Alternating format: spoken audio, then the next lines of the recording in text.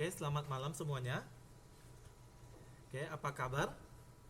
Sudah hampir 2 minggu ya kita tidak bertemu.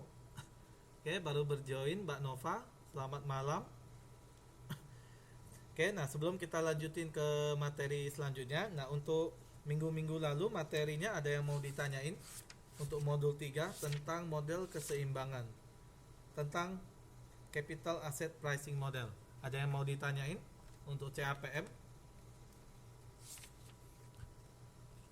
CAPM dan APT.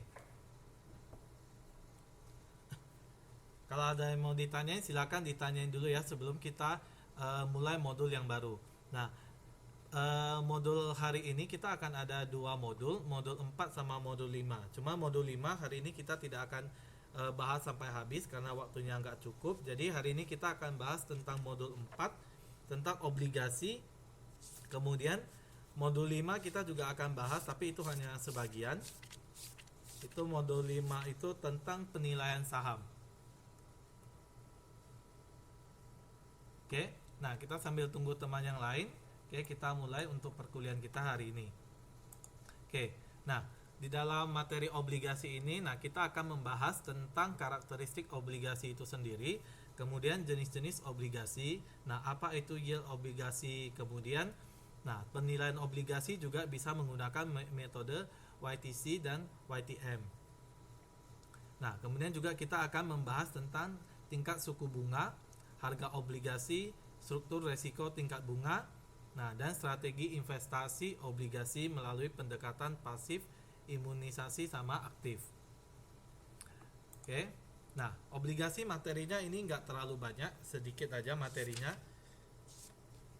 Nah, sebelumnya ada nggak yang bisa menjelaskan tentang obligasi itu sendiri itu apa pengertiannya? Atau ada yang tahu nggak apa itu obligasi?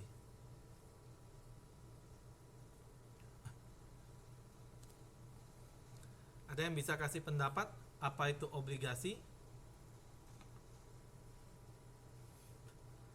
Atau pernah dengar istilah obligasi? Di dalam investasi itu kan kita selain mengenal saham, itu juga ada namanya obligasi. Oke, selamat bergabung Mas Aziz, Mbak Wiwi yang baru bergabung, silakan. Oke, nah kita akan bahas tentang obligasi. Ada yang bisa kasih definisi apa itu obligasi? Pengertian dari obligasi itu sendiri.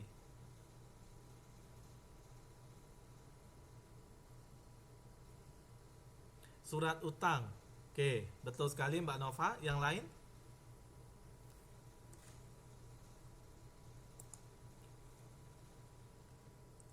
Yang lain ada yang bisa kasih pendapat?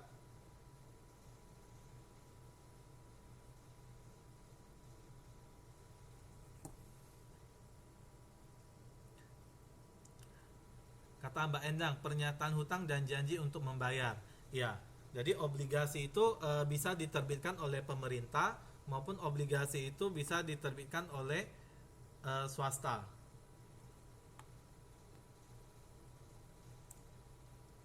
Oke. Nah, modul nggak lengkap.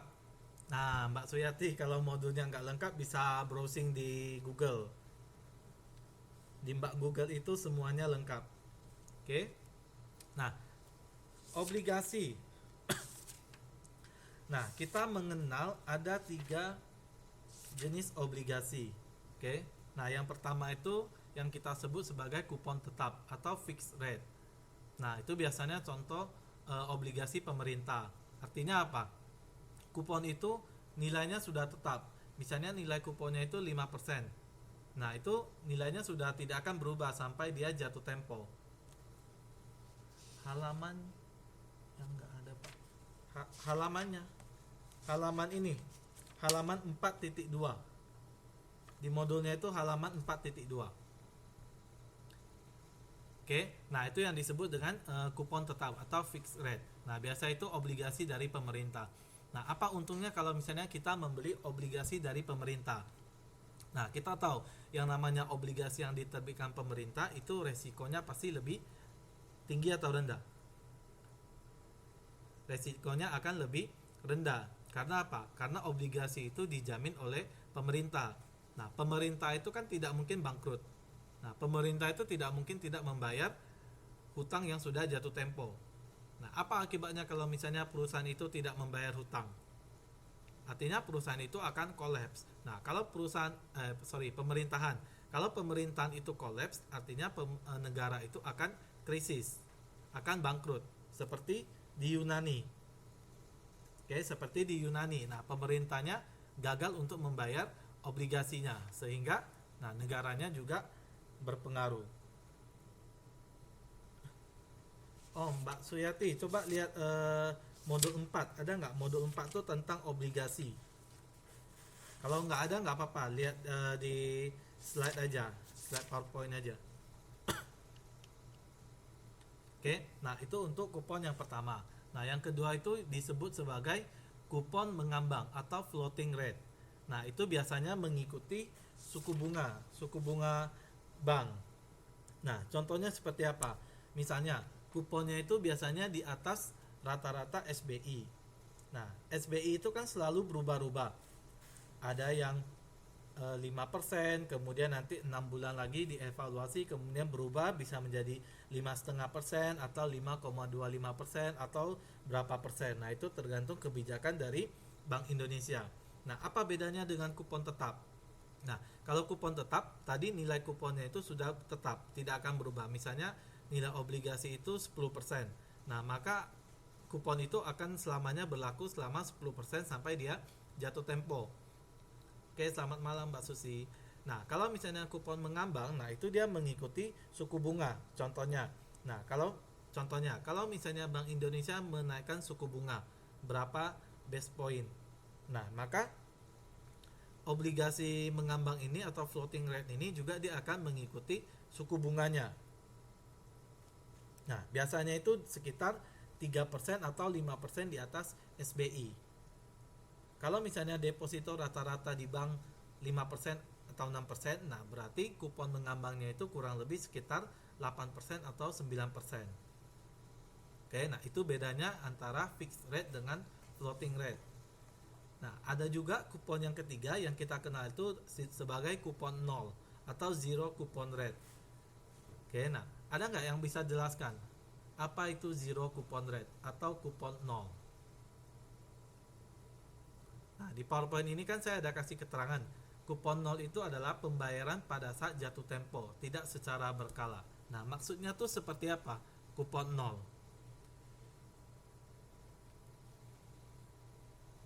Oke, ada yang bisa kasih komentar? Apa itu kupon 0? Kalau terlalu kecepatan kasih tahu ya. Karena materi kita hari ini lumayan banyak. Oke, ada yang bisa kasih contoh apa itu kupon 0, zero coupon rate? Ada yang bisa kasih contoh?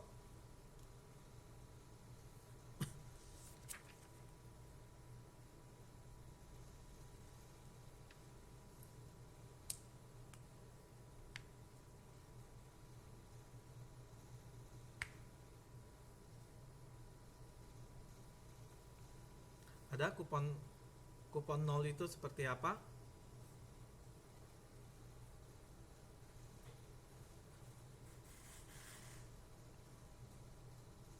Nah, kupon 0 itu contohnya misalnya nilai obligasinya itu adalah 1000 US dollar.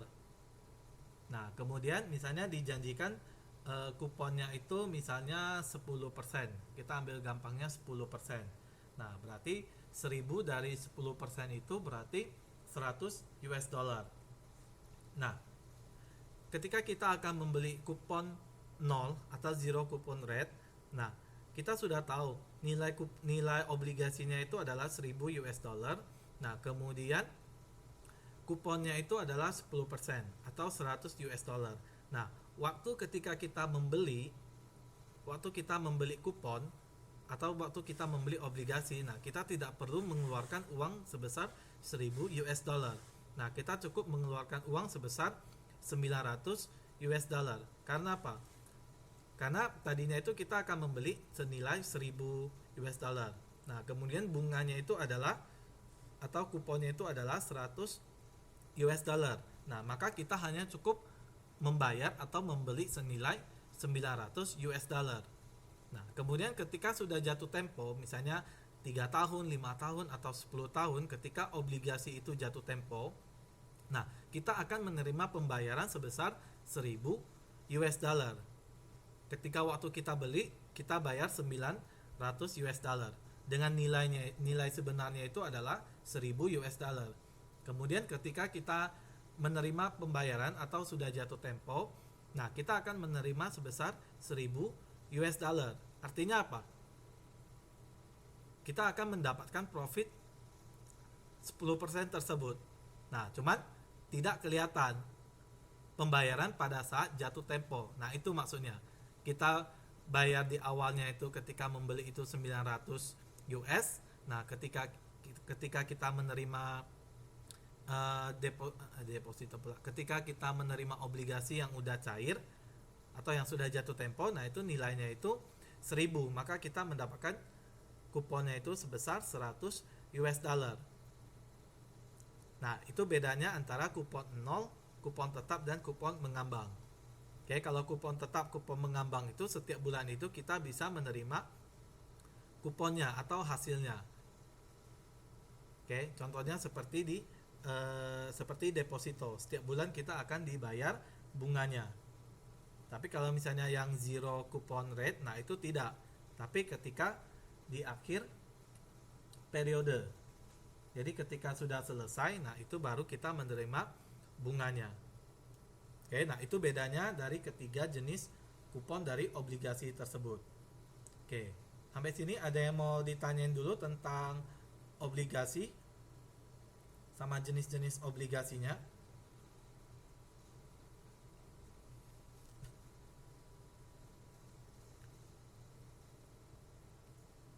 Oke, nah kemudian kita lihat di Indonesia, nah pembayaran kupon itu bisa dilakukan triwulanan atau setengah tahun. Oke, nah jadi tergantung jenis obligasi yang kita beli. Ada yang triwulanan, ada yang setengah tahun untuk pembayarannya.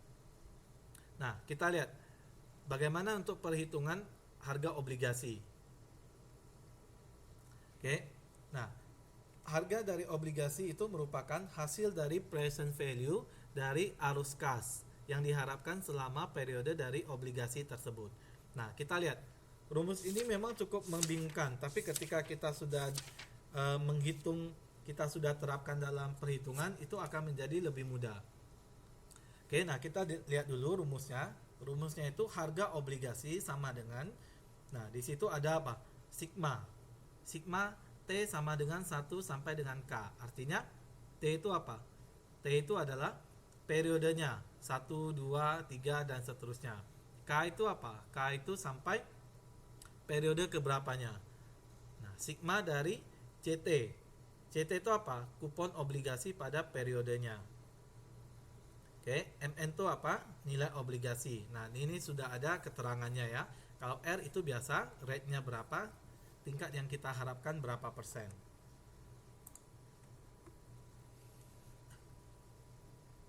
Oke, nah kita lihat dulu contoh perhitungannya seperti apa. Nah, misalnya diketahui obligasi itu jangka waktunya itu 20 tahun. Nah, nilai kuponnya itu adalah 10%. Nilai par atau nilai obligasinya itu 1000 US dollar. Oke, kemudian yield yang diharapkan itu adalah 11%. Nah, apa itu yield? Ada yang tahu? Yield, YIELD, yield.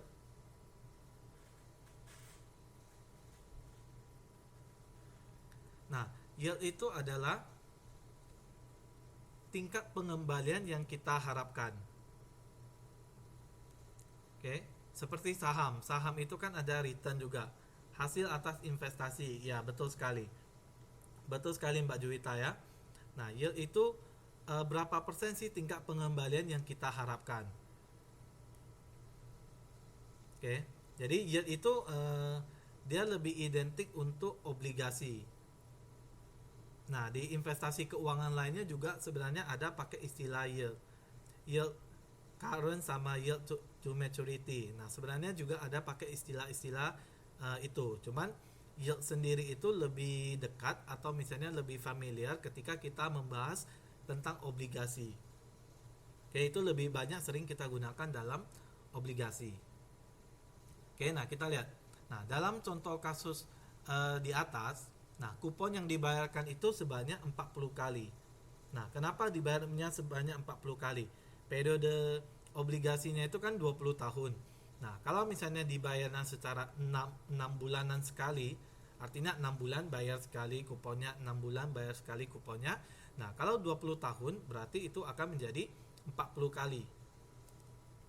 Oke, 20 tahun dikali 2, setahun karena 2 kali pembayaran, maka total pembayarannya itu adalah 40 kali. Oke, bunganya juga sama. Bunga per tahun itu kan 11%. Nah, kalau misalnya pembayarannya itu dilakukan secara 6 bulanan, nah berarti setiap 6 bulan pembayarannya itu adalah 5,5%. Atau kita hitung dari 11% dibagi 2, jadinya 5,5%. Oke. Nah, kupon obligasi yang kita dapatkan. Nah, kupon obligasi 50 US dollar. Nah, itu dapatnya dari mana 50 US dollar? Nah, kita lihat nilai obligasinya atau nilai parnya itu 1000 US dollar. Kemudian nilai kuponnya itu 10%. Nah, berarti 1000 dikali 10%. 1000 kali 10% berarti 100 US. Mbak Suyati, PPT nggak jalan. Ada PPT-nya? Atau Mbak bisa download dulu, Mbak Suyati?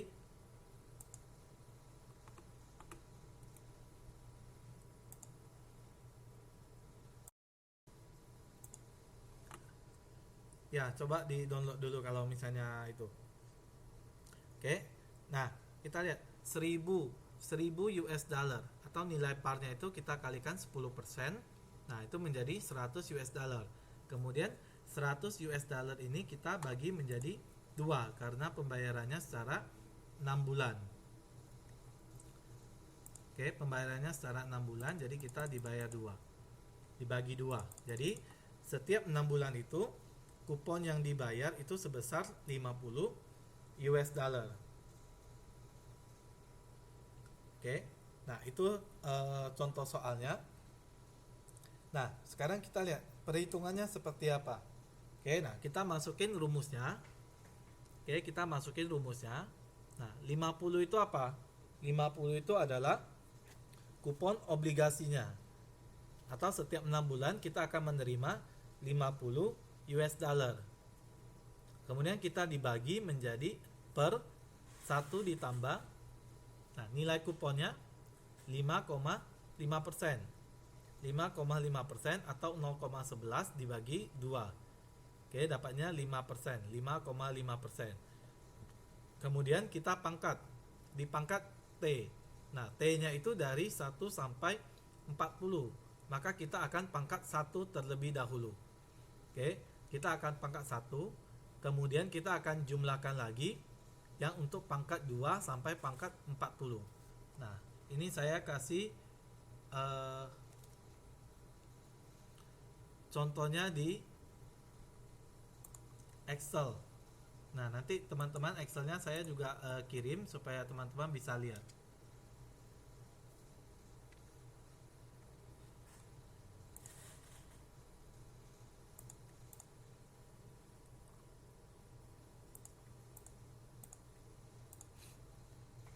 Oke. Nah, jadi yang pertama kita hitung dulu 50 per 1 ditambah 0,11 bagi 2 dalam kurung pangkat 1. Kemudian kita tambahkan 50 per 1 tambah 0,11 dibagi 2 pangkat 2 dan seterusnya. Oke. Nah, sampai ke 40. Sampai ke 40 baru kita jumlahkan yang terakhirnya.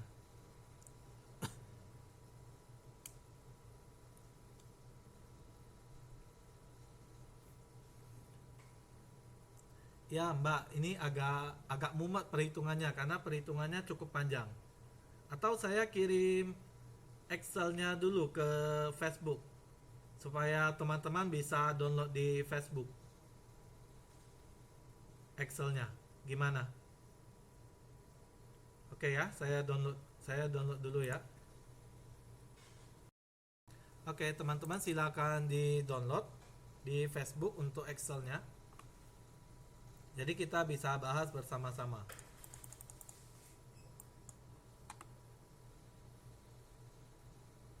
Oke, silakan di-download dulu.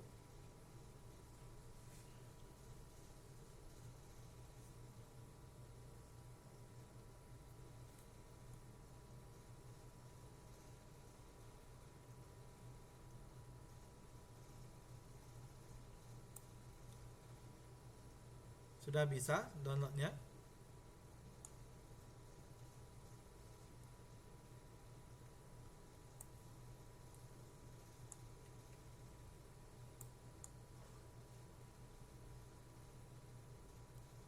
Oke, sambil yang lain ngedownload, saya absen dulu ya.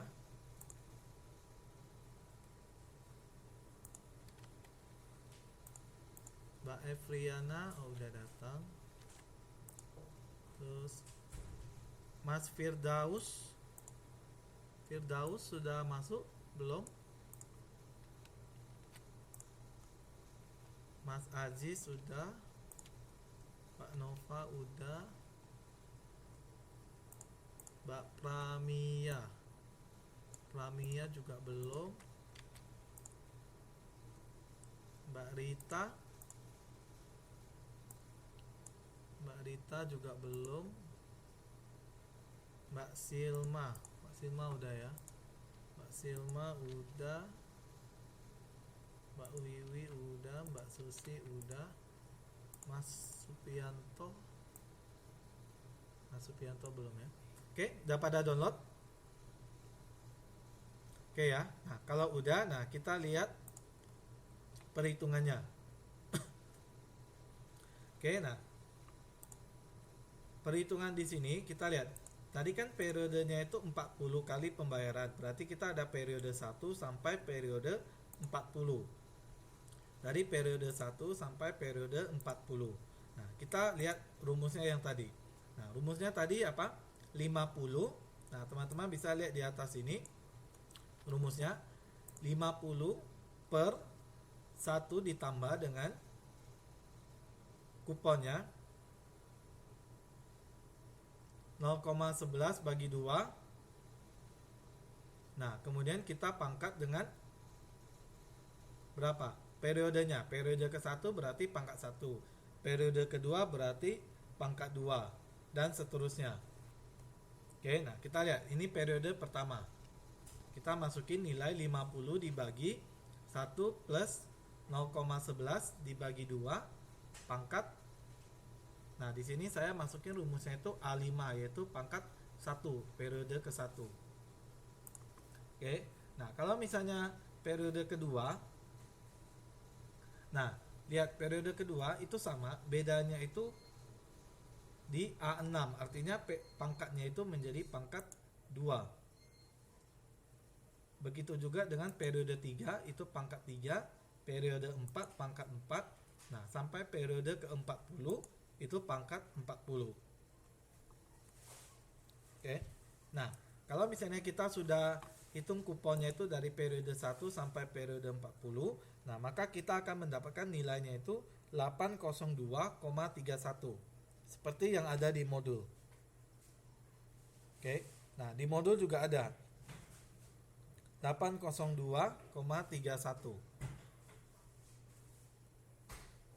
Nah, kita tambahkan dengan tadi rumus satu lagi apa? Oke. MN dibagi 1 plus R pangkat N. MN itu apa? Nilai obligasi pada saat jatuh tempo. Nah, pada saat jatuh tempo nilainya berapa? 1000. Oke, maka kita 1000 dibagi 1 plus 0,11 per 2 dipangkat 40. Oke, nah kita lihat di Excel, perhitungannya juga sama. Oke, 1000 dibagi 1 plus 0,11 dibagi 2 pangkat 40. Oke, nah maka kita akan mendapatkan nilai yang ada di dalam buku 117,46. Oke, jadi 117,46 kita tambahkan dengan yang tadi 802,3. Nah, maka akan kita mendapatkan harga obligasinya itu adalah 919,76 atau 77. Oke, itu adalah nilai obligasinya.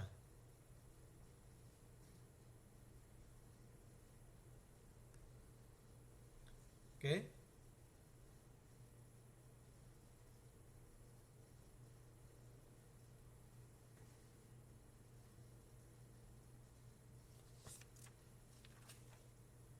Oke, sampai sini ada yang mau ditanyain dulu?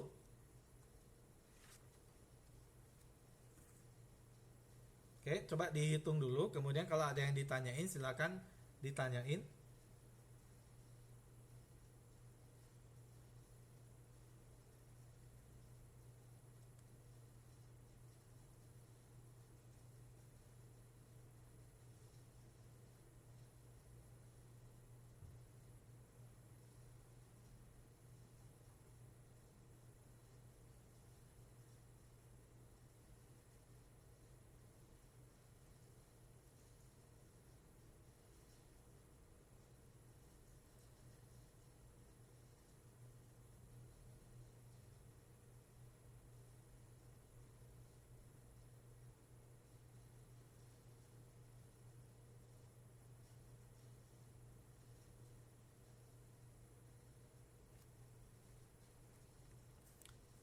Oke, ada yang mau ditanyain, silakan.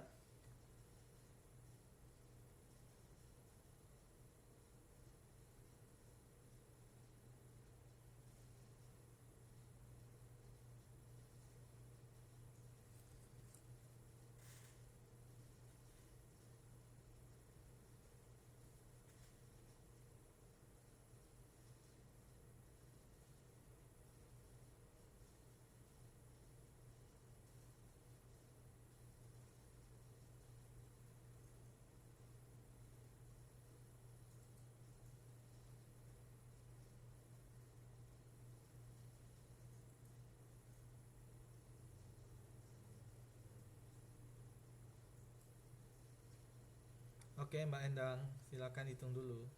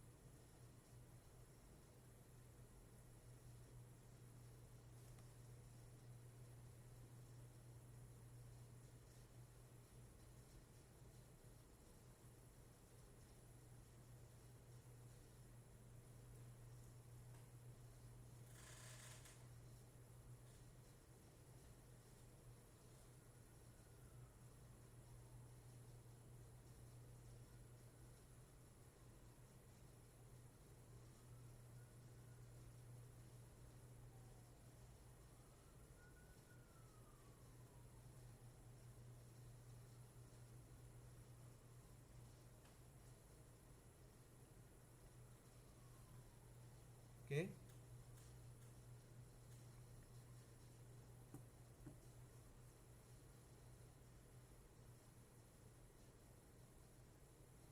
Oke, Mbak Endang, 16,04 04613. Nah, itu perhitungannya itu pakai anuitas. Oke. Nah, jadi perhitungannya bisa dua. Perhitungannya ada dua. Kalau misalnya seperti Excel yang saya kirim itu, nah itu hitungannya yang non anuitas. Artinya kita hitung satu periode masing-masing. Karena pembayaran bunganya itu sama. Setiap periodenya itu 50 US dollar. Nah, ini dia pakai metode anuitas. Oke. Nah, nanti Mbak bisa googling di Facebook, di Google. Nah, itu anuitas perhitungannya seperti apa. Oke, dia pakai anuitas. Kalau ini saya jelaskan, ini perhitungannya itu dia pakai non anuitas. Artinya kita hitungnya satu persatu. Tapi kalau mau hitungnya secara langsung, itu juga bisa pakai anuitas. Oke, jadi ada dua metode perhitungannya. Pakai anuitas dan pakai non anuitas. Anuitas itu setiap periodenya itu sama pembayarannya. Misalnya 50 50 50 selama 20 tahun. Nah, kalau bunganya atau obligasinya itu sama, nah itu bisa pakai anuitas. Tapi kalau misalnya periode ini 50, periode depannya itu 70, periode selanjutnya itu 80, beda-beda kayak gitu, nah itu nggak bisa pakai anuitas.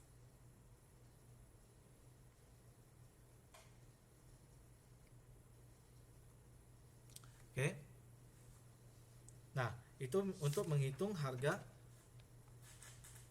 obligasinya.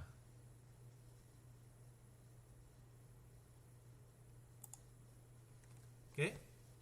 Ada yang mau ditanyain dulu untuk perhitungan obligasinya?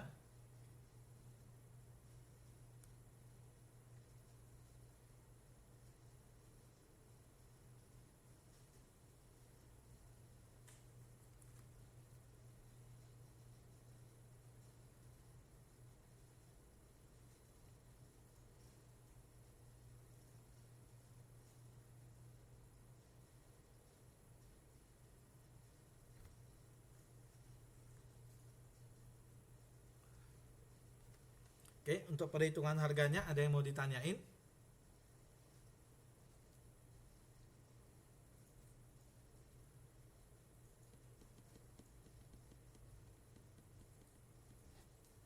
Oke, kalau nggak ada, nah kita lanjut ke durasi obligasi. Nah, obligasi itu juga ada durasinya. Berapa lama sih obligasi itu? Oke, nah kita perlu hitung durasinya supaya kita tahu.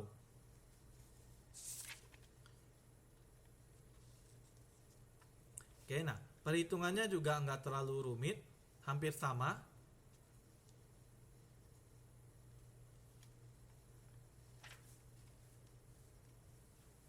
Oke, nah bisa lihat dari rumusnya itu kita pakai Macaulay. Oke, untuk menghitung durasi obligasinya. Oke, nah kita lihat rumusnya itu. Nah, 1, 2, 3 dan seterusnya itu adalah periodenya atau N. N-nya itu jangka waktu atau temponya berapa lama. 1 tahun, 2 tahun, 5 tahun, 10 tahun, 20 tahun atau berapa tahun. Oke, jadi 1C itu berarti tahun pertama kupon obligasinya berapa. 2C itu berarti kupon obligasi tahun kedua atau periode kedua. Sampai seterusnya sampai ke N.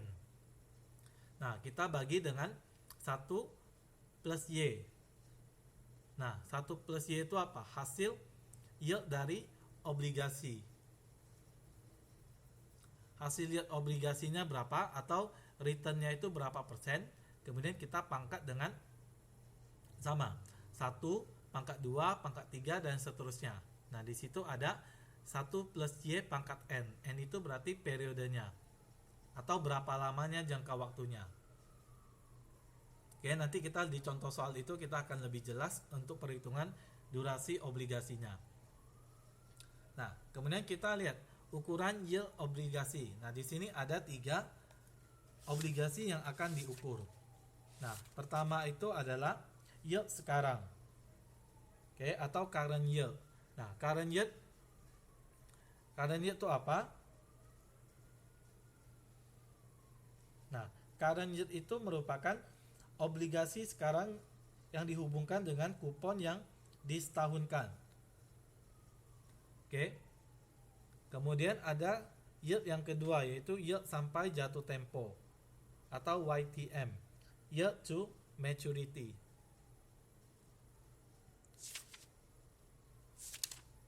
Oke, ada yang ketiga yield to call atau yield untuk membeli kembali.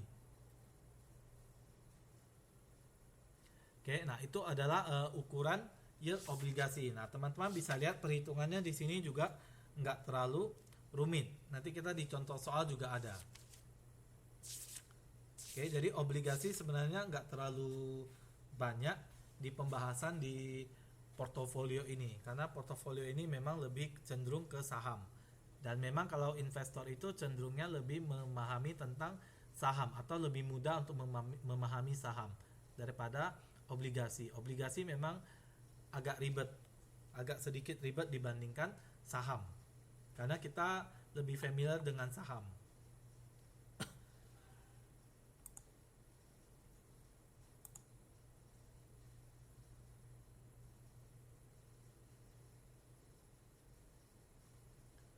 Oke. Ya, betul Mbak Juwita, memang agak pusing sedikit. Oke. Nah, kita lihat contoh perhitungannya. Oke, nah teman-teman buka halaman 4.31. Oke, nah di sini ada soal latihan 1, 2 dan 3.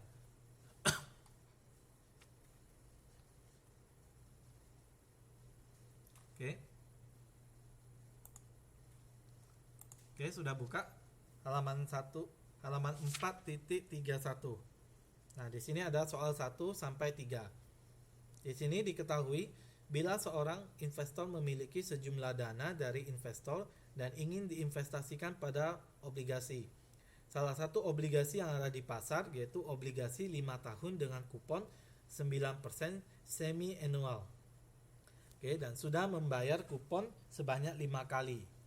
Oke, nah kemudian diketahui juga obligasi bebas resikonya itu 7%. Kemudian risk premium atas obligasi itu adalah 3%. Oke, nah di sini pertanyaannya itu adalah menghitung obligasinya. Oke, berapa harga obligasinya, berapa durasinya, kemudian berapa yield obligasinya bila harganya itu 102,35.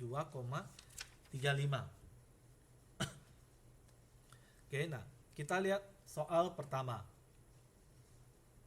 Oke, nah kita tadi sudah tahu rumusnya itu cash flow dibagi dengan 1 plus Y. Y-nya itu yield-nya atau rate-nya. Kemudian dari T1 sampai 5 sigmanya. Kemudian kita tambah dengan M-nya atau nilai obligasinya setelah jatuh tempo. Nah, dibagi 1 plus Y pangkat 5. Karena ini periodenya itu ada 5 tahun periodenya. Oke. Nah, kita lihat di sini. Nah, perhitungannya itu dapat dari mana? Oke, kita lihat. Di sini kita akan membuat date-nya atau periodenya dari 1 sampai 5. Kemudian cash flow-nya. Cash flow-nya juga kita lihat 4,5. Dari mana cash flow-nya itu? Oke, harga par-nya itu adalah 100. Nah, kuponnya itu adalah 9%. Berarti nilainya itu adalah 9 US dollar. Nah, karena pembayarannya itu dilakukan secara semi annual, nah maka dibagi 2 menjadi 4,5 US dollar. Oke, nah itu namanya cash flow. CF itu singkatannya adalah cash flow. Oke. Nah, kemudian kita lihat ada sebelahnya itu ada DF. DF itu adalah diskon faktornya itu berapa. Oke. Nah, diskon faktornya itu kita bisa pakai rumus. Oke, teman-teman bisa lihat di sini rumusnya itu 1 plus 0,05. Kenapa 0,05? Karena yield-nya itu ada 10%. 10% kalau bagi 2 berarti 5%. Oke, dipangkat. Nah, dipangkat periodenya, dipangkat minus periodenya. Oke, jadi ini untuk menghitung diskon faktornya. Nah, atau misalnya teman-teman pakai tabel PVIF. Pakai tabel PVIF juga bisa.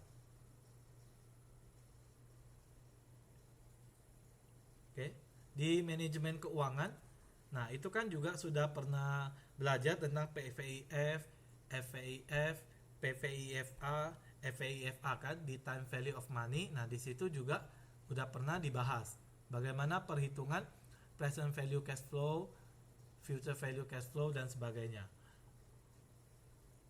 Oke, nah kita lihat diskon factor di sini 0,9524. Nah, sedangkan di buku 0,952381. Jadi ini hanya beda pembulatannya saja. Oke. Nah, setelah kita dapat diskon factornya, nah, nilai present value-nya itu tinggal kita kalikan. Dari cash flow kita kalikan dengan diskon factornya. Maka kita dapat present value cash flow-nya berapa. Oke. Perhitungannya itu dari cash flow dikali dengan diskon factor. Oke, maka kita dapat present value cash flow-nya. Oke, nah itu untuk periode pertama. Kita hitung sampai periode kelima. Kemudian kita lakukan penjumlahan. Nah, maka kita akan mendapat present value cash flow-nya itu adalah 97,835. Oke, itu adalah harga obligasinya.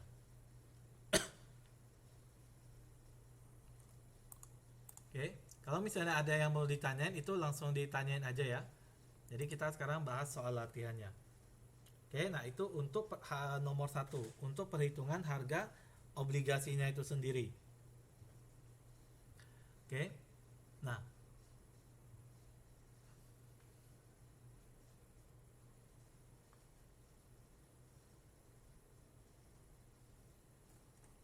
oke, nomor 2.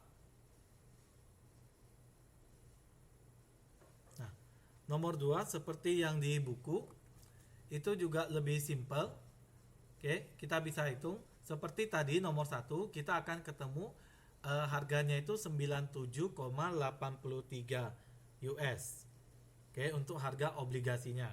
Nah, sekarang kita mau hitung berapa sih durasi Macaulay-nya dengan menggunakan rumus tadi. Nah, ini kita lakukan perkalian antara PVCF atau present value cash flow-nya itu kita kalikan dengan periodenya. Oke. Nah, jadi lihat contoh di Excel-nya. Kalau di tahun pertama, nah berarti nilai present value cash flow-nya itu kita kalikan dengan periode atau periode ke-1. Kemudian PVCF kedua kita kalikan dengan periode kedua sampai ke 5.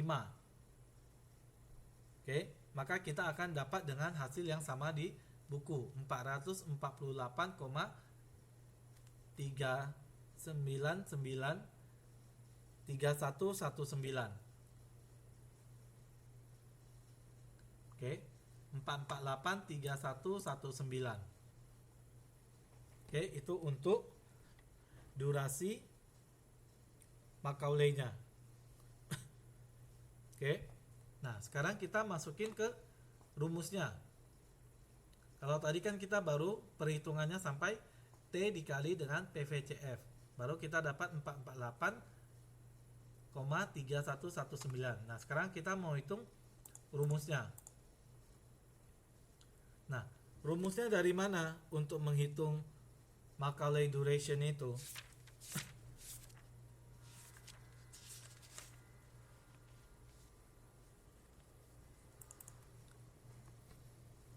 Oke, nah rumusnya itu simple. Rumusnya itu tadi kita kan sudah hitung T dikali PVCF. Sigmanya berapa? 448,31. Oke, nah 448,3119 itu nah kita bagikan dengan nilai PVIF-nya. Kita bagikan dengan nilai PVIF-nya dibagi 2. Oke. Nah, kenapa dibagi 2? Ada yang tahu kenapa dibagi 2?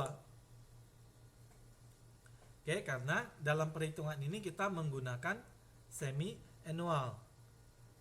Oke, atau pakai semesteran, berarti 6 bulan. Nah, berarti kita bagi 2. Oke, jadi kita mau hitung Macaulay duration-nya itu 448,3119 dibagi dengan present value cash flow-nya 97,8353. Oke, nah maka kita akan mendapat Macaulay duration-nya itu adalah 2,29.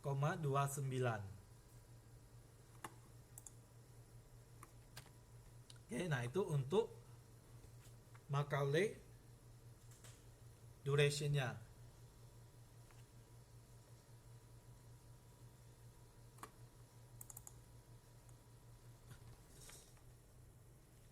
Oke, nah kemudian durasi modifikasinya. Nah, yang di buku yang di modul itu salah ya, bukan dua-duanya Macaulay duration. Yang di bawahnya itu yang hasilnya 2,18 itu adalah durasi modifikasinya. Oke, durasi modifikasinya 2,1821. Nah, ini perhitungannya juga seperti rumus di halaman 4.21.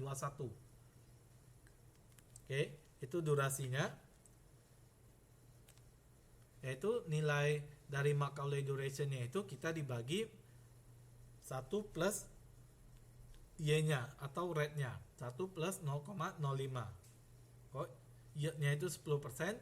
Jangan lupa karena ini semi annual berarti 5%. Oke, berarti rumusnya itu apa? Macaulay duration-nya dibagi 1 plus 0,05. Maka kita dapat durasi modifikasinya. Oke, nah itu untuk soal nomor 2. Oke, Mbak Rita, nggak apa-apa. Nanti yang sebelumnya itu nanti dengar di YouTube aja. Mas Eko juga nggak apa-apa. Nanti dengar di YouTube aja untuk materi yang awal tadi. Oke. Oke, sampai sini ada yang mau ditanyain dulu untuk soal nomor 1 sama soal nomor 2? Oke, kalau ada yang mau ditanyain silakan.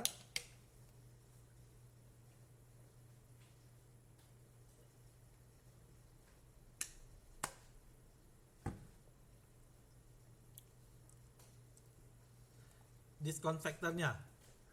Oke. Nah, coba buka Excel-nya. Kemudian lihat soal nomor 1.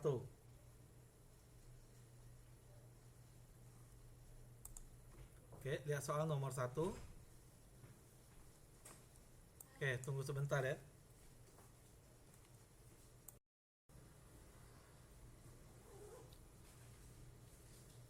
Oke. Oke, nah kita lanjutin. Maaf ya, tadi ada sedikit masalah. Oke, nah kita lihat perhitungannya itu. Nah, discount factor. Nah, teman-teman bisa lihat di Excel. Nah, discount factor itu rumusnya itu adalah 1 plus 1 itu sudah rumusnya. Oke, jadi 1 plus 0,05. 0,05 adalah 0,05 itu adalah yield-nya. Oke. Nah, di soal itu yield-nya itu kan 10%. Nah, tapi itu dibayarnya itu secara semi annual, berarti secara 6 bulanan. Kalau 6 bulanan berarti 10% itu dibagi 2. Oke, jadinya 5%. Nah, maka hitungan diskon factor-nya itu adalah 1 plus 0,05 pangkat. Nah, pangkat minus B3. B3 itu apa? B3 itu adalah 1. Oke. B3 itu adalah 1. Nah, kalau misalnya untuk tahun kedua, berarti pangkatnya itu adalah pangkat minus 2. Oke, kalau misalnya tahun ketiga, berarti pangkatnya itu pangkat 3. Pangkat 4, pangkat 5, dan seterusnya.